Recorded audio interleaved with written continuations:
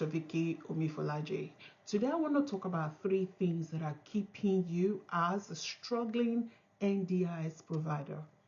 We all know the reasons why we're in this space, why we're doing what we're doing, why we're providing services, why we're, working in this sector. We all know the reason why. But there are 3 things that are making some to be, keeping them as a struggling NDIS providers. The first one is fear. Fear is a major thing. Fear of, of failure, fear of not, making it in this sector, especially this sector is a place where people that moved into Australia maybe a year or 2 or 3 ago are making it. Those that have been here for a long time are seeing all these new guys that just moved and got to know about it earlier as they come in, really making it in this because they have clients. We all need to understand that making it in NDIS, as NDIS provider is all to do with the quality of clients that you have. And when I say quality, I'm talking about their funding. There are some that could have hundreds of participants and they are still struggling because, maybe over hundreds of those clients, their plan is like maybe 22,000, 17,000 per annum. Meanwhile, somebody may have just 1 participant and they are not struggling as much as the one.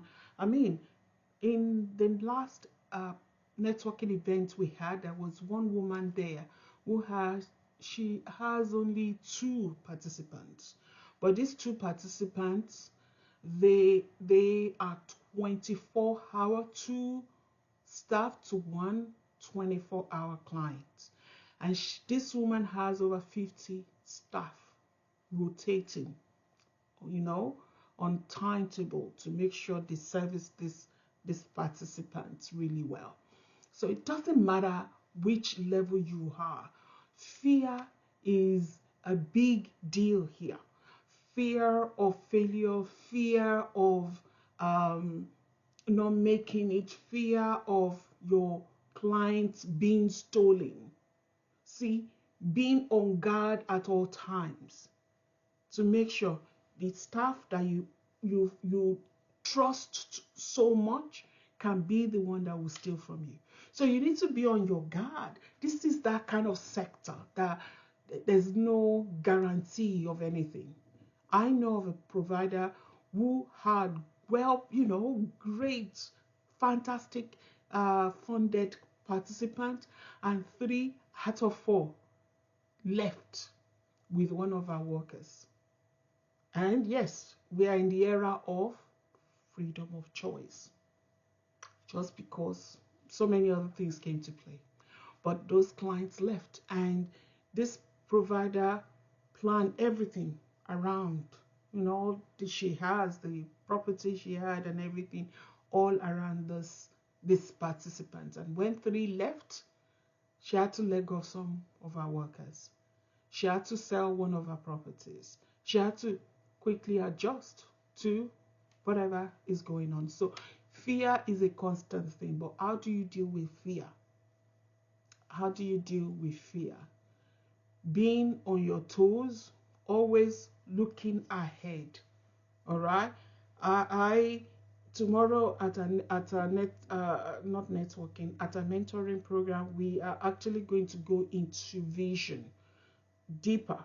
Talk about the vision, because with your vision, you can make plans, you can do things better, you can do things well. So it's very important that you keep looking at how you're doing things, you keep working towards doing it better, towards, especially when you're in a sector that nothing is guaranteed. Nothing is guaranteed. Fear is huge. And the fear is why a lot of providers that are selling up right now, fear is what is making them to sell up. Fear of, can I keep doing this? I mean, when you're running a business, you're running a business to be able to, you know, relax a bit and be in control and be in charge, and not, you know, there are people doing stuff for you and stuff like that. But in this sector, it's totally different, and fear plays a major role. So what do you do with fear? I will talk more about this in another video, but be aware of it. That fear is one of the things that is keeping you down as a struggling NDIS provider. The second thing that I want to also mention is lack of knowledge.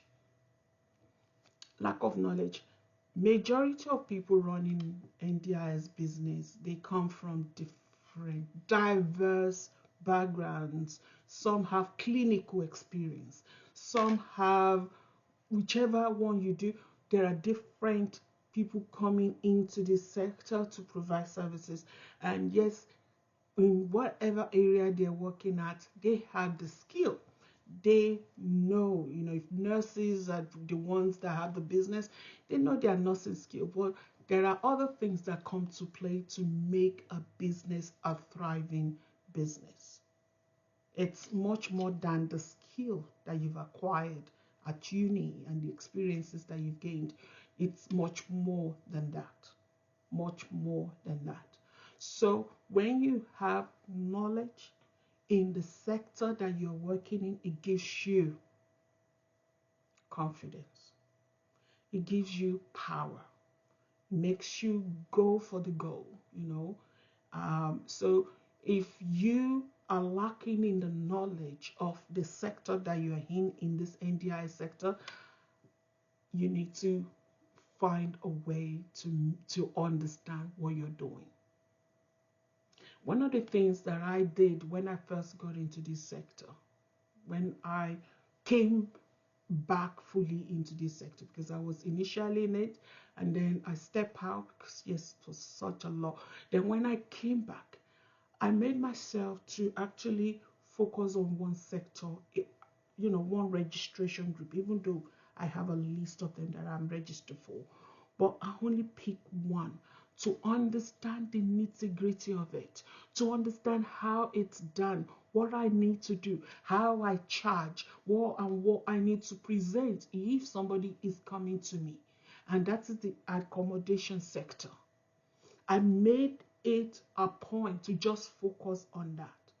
Even though I'm a psychotherapist, you know, I do provide therapeutic services. I do provide services, you know, psychosocial functional assessment, and I write reports to help and assist providers and their participants when they're going for reviews, you know, and I do many other things, you know, like employment support for participants. But I let go of everything else. I just pushed them aside and I focused on one. I made that my niche, even though I could do all the others, but I focused on one. Why did I do that? I wanted to understand this deeper so that I can service my participant well, not just that alone, so that when I understand that, to move on to the next other things that I know how to do. But that really helped me to understand this side of things, you know, the business of it, the NDIs, you know, the everything to do with the accommodation and tenancy aspect of the service. I was able to understand it really well. So I've got people coming to me for mentoring and coaching and training when it comes to accommodation and services and all that. I do that. So knowledge gives you strength. It gives you, you know, you feel grounded, you know, when you understand all this. And it's part of what we do when we do the networking event. So we just don't do the yap with each other alone. we make sure we bring industrial best, those who are skilled in whichever area, to come and talk to providers, so that when we're talking about knowledge, you have an idea what to do when it comes to an accounting issue, when it comes to your software issue. What do you do? Who do you go to? Which of the software is good and stuff like that? So many other things. We make sure we do that. And so knowledge is power. Knowledge gives you confidence. And the last thing is desperation. A lot of NDIS providers, they are desperate. And when you are desperate, you take on anything. And when you take on anything, majority of those things that you take on, you tend to lead to distress. And I've seen a lot of this lately, because so many participants have to go through reassessment, and their plan ended, and they don't have funds anymore.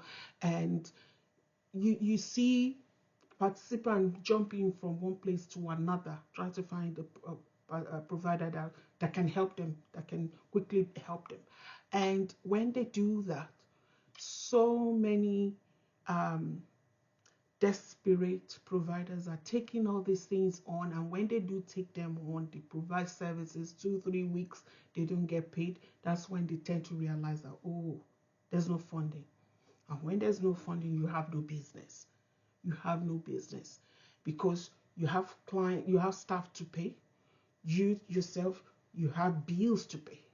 So when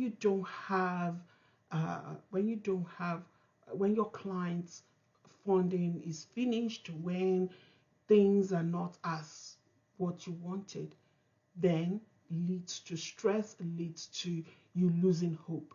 So those 3 things that I've talked about today, we're going to talk more about them, but just be aware. Fear is number 1. Number 2 is lack of knowledge. And number 3 is desperation. Those 3 things, you need to be aware of them. You need to be aware of them. And what do you need to do about them? We'll take this on in our next video. If you have any question, just pop it into the comment box, and we'll be able to answer you. Until next time, you all take care. May God bless.